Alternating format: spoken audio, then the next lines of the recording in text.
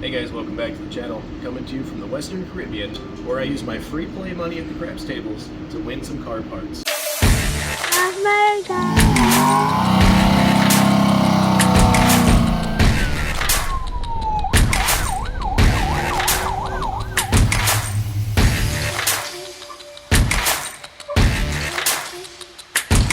Alright, what's in the box? Well, normally it would never happen, and I thought it never would happen, but it's here. 6.86 inches of Holley Dash. That's about all I can give anyway. We're going to look at the harness, right? These harnesses come with a whole lot of untapped connectors. They want you to buy another $200 kit, which I'm not going to do. I heard through the interwebs that I can take some, harness pins out of a LS harness. So we're going to try that. Let me get the pin map out. I'm going to figure out what I need to add for turn signals, fuel gauge, all those other things, and then we're going to get those in there. Find fuel level input, which is specifically only on pin 21, the AIN7 input 7. I'm going to run my turn signals on inputs 8 and 9, and that's pin 30 and 22. I'm going to run a high beam indicator. That's going to be on input 11 and 23. And then I have my switch outputs. I don't know what I'm going to use with those, but I'm going to hook them up now just in case I decide to use them later. And that's pin 3, 4, 5, and 6. So let's get these pins in the connector. So the first thing, we got to get these plugs out of here. A little lock tab right here. You're just going to push that over till it clicks. Then you can figure out which one of these little cavity plugs you're going to pull out. I'm pulling out all these top 4. I'll get those out and I'll come back. So these just pop out. We're going to check real quick, see if my madness is going to work out. So that's the connector that came out. The factory power connector. And this is, get it to focus, hands. There we go. That's the same. I'll do these and then I'll come back. I got my pins in there. Tried to run colors similar to what the factory GM harness would have for, turn signals and high beams and things to match everything up. So I've got all these in there. Now I'm going to relock connector down, lock tabs if you will, and I'm going to see if these stay, and they do. Great success! So right out of the gate, I want to make sure that before I go any further, I'm not boxing this up, sending it back to Holley. It actually works. Something didn't messed up. I didn't mess something up, whatever. So I'm going to take these wires. I'm just going to hook it up real quick and verify that it works. I'm not in the car. I'm doing this on the bench, so I have a regulated 12-volt DC power supply plugged in to the outlet over here. I already measured that. I'm sure that it gets exactly 12 volts, which is what I need in the car. I'm going to take my red and white wires and twist them together. That's constant and switched power. And I'm going to feed my ground in there. These are conveniently labeled black and red. That takes the guesswork out of it.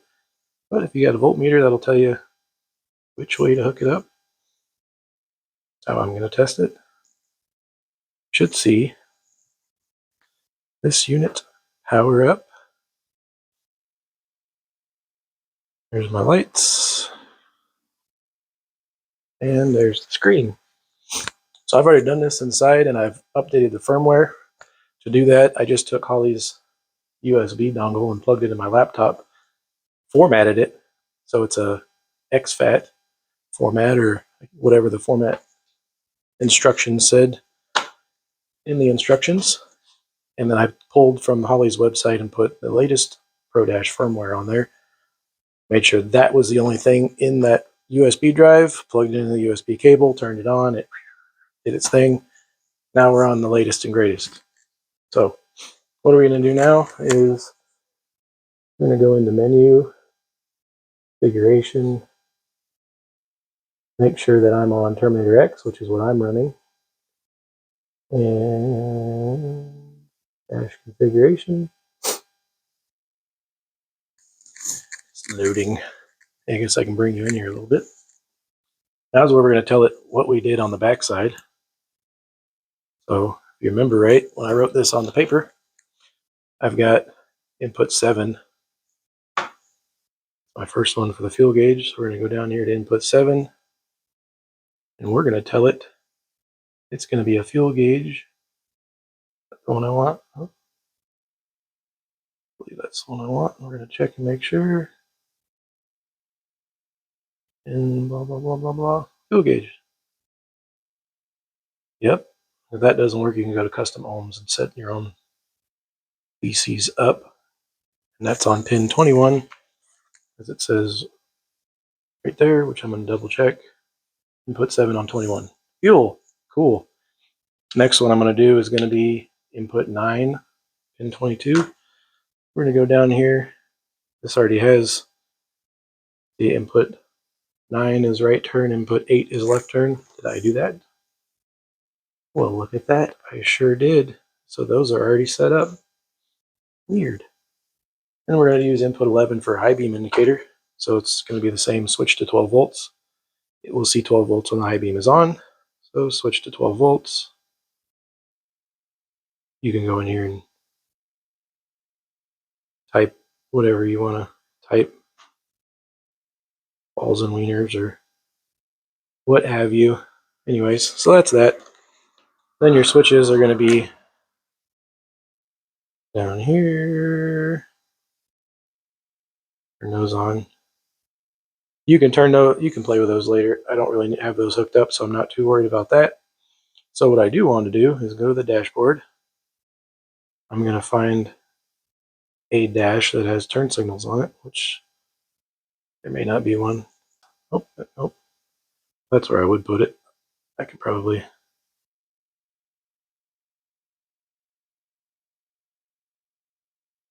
change that. Customize this learn status and closed loop status. Just gonna change that. I already labeled this left turn, so it's listed as left turn. So there we go. Now that I have this saved, I'm going to apply 12 volts on the wire I shoved down in here with the other 12 volts to my turn signal wire.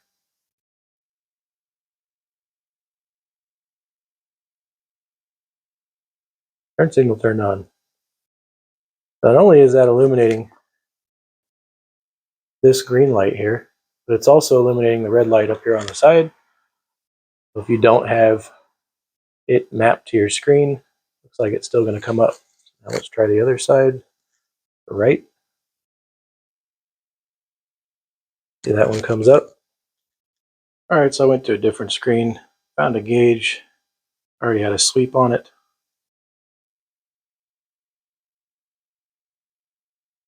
Customize. I'm going to retitle it fuel level, put in ohms for the units. That doesn't really have to happen. I'm going to make sure that you're setting it to the input that you mapped earlier. So my input 7, I changed the name to fuel level. So all channels went to fuel level. So that's what it's looking at now. Then come over here. You're going to save it. Won't do nothing until you save it. Now we're going to go back out to the dashboard. Now if you watch, that's reading 0. Oh, full. I have it's showing no resistance, right? Because it's not hooked up. So the max of 90 would be max on the gauge of full. Now I took a lead and shoved down into the ground for my power feed. The other lead is going to the input 7. I'm going to touch these two wires together. You see that gauge goes down to 0, right? So I just told it you have an empty tank. Let go, it's going to go all the way back up, right? So I verified that my setup in here and the wiring on the pin in the back is good, as I did with all of them. So I know that all my pins are making connection. So when I get this into the car and I start working on it, if nothing works, I know that it's a car problem or something with where I connected into the car. But this side of it's good. Well, I'm running the classic dash I think I got it from Jegs or something. This is for my Chevelle, and it's made for the Holley Pro Dash.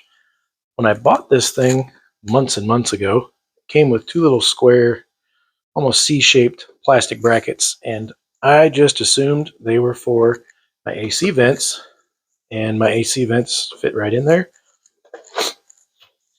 as you can see right there. So I put those brackets somewhere, probably in the trash can. So what I'm trying to get at is this dash slides in from the front, sits on the lip of the dash, right? Goes in the hole right there. This side of it, those brackets would sit over and pull it up against there tight. Don't have those, so I had to make some real quick. Went to my drawer, found some plumber's strap, got me about the thickness I needed, used the screws from the kit with the washers from the kit, put these on, and I bent them so that as it creates tension, it'll push down, right? And it'll grab. And then I put this tab on these lips here, and it's, cut with my tin snip, so it dug in there nice and tight. And show you how I get this in there on this one. Get it started where it needs to be at, and then I'm just going to bend this little guy right past that lip there so that I'm pushing against something, and then I'm going to tighten it down. That pushes down on the bracket, and then when the bracket can't push down anymore, it pulls up on the dash, right? Very crude, I know, but I don't have the brackets, and I'm not going to dick with it anymore.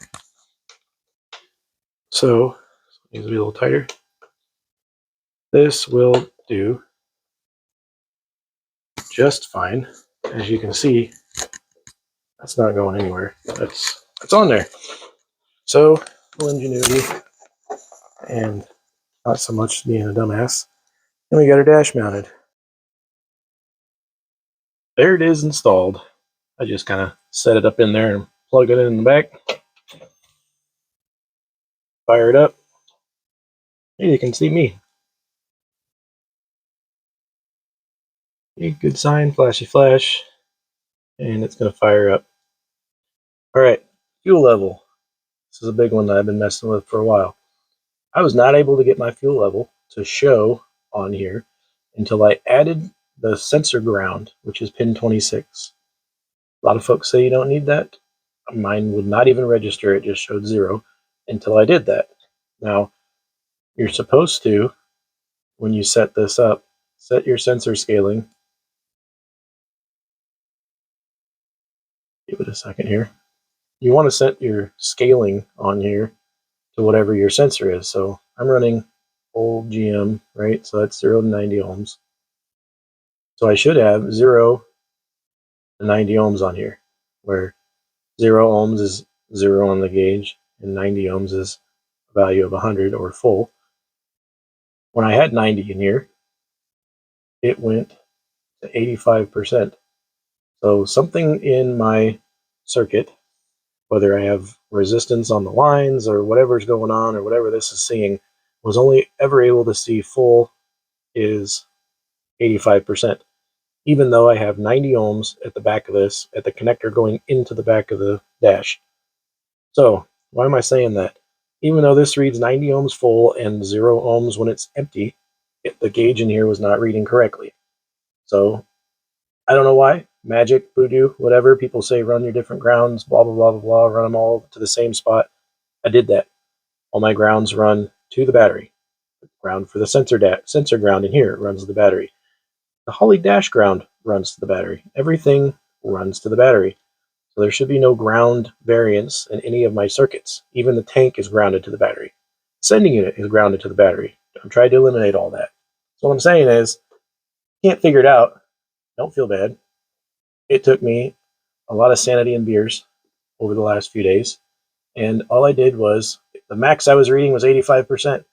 So I plugged in the calculator. What's 85% of 90 ohms? Well, that's whatever I put in here. I think it's 76.5 ohms or some shit.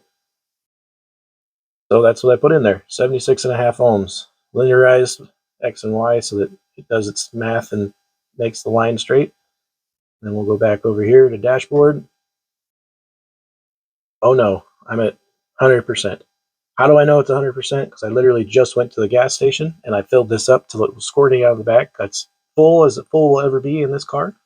So I just set the values of this car with all of my equipment and how it's grounded and everything, that what it reads right now, even though there's 90 ohms in here, whatever's getting into the sensor where it's pulling from must be slightly less than that. So that value, full, what I will ever always have full is 100%, which according to this dash is 76.5 ohms, which is wrong, but I can't change that. So anyway, rant over. Fuel gauge works. See, the turn signals work. I don't know why that one's blue. I gotta fix that. Turn signals work. And I don't have my headlights hooked up, but the high beam indicator is right there, and that works. I gotta go back in and connect all that stuff. You can configure all these gauges to do the things that you want to do. I'm sure I'll play around with that and change, things. But anyways, this is done. This is installed. I ran my USB over here, USB for you spelling people, so that I can put, a thumb drive or something in there. One day I'll have a box for my gloves, but I don't have gloves, so I'm going to do something in there. But that's where that lives. And if I need to plug my Holley, CAN cable into that so I can tune, there you go. So that's done. That's in. That was a huge headache for figuring out the fuel gauge. Hopefully some of this helps somebody. I don't know. This is my first time installing one. I learned a lot. Wanted to share that with you guys. I watched a million videos before I tried installing mine. Nobody wants to talk about the sensor ground, that pin 26. I talk to people on forums. I talk to people on Facebook. I talk to people on everywhere. And they all say, well, buy the input and output adapter harness for $200. Well, that's the same thing that I have on the back of my plug. It's a plug with other wires in it. So let's pretend like I bought that. And what wire of that do I hook up? No one had the answer. They just say, oh, you got to hook up the ground. Well, the only other ground in that wire harness, besides the one for the dash, is the sensor ground. I hooked up my sensor ground. Everything works. It's fucking amazing. So if you're running a sensor, you probably need a sensor ground, and no one seems to want to talk about that. So just a heads up for you guys, if you're running other sensors like I plan to do, I plan to add ride height sensors and other temperature and pressure sensors just to start testing aero, and I'll get into that later. You're going to need a sensor ground, obviously. So pin 26, it's in there. It's in the pin map. It's the lower left if you're looking at the back. Just add it. Add it, tie it into the ground that is already going to the battery. Great. Anyways, hopefully this helps. If you guys have any questions, please let me know. Like, subscribe, do all that jumping up and down, dancing shit, bells or whatever, and we'll see you on the next one.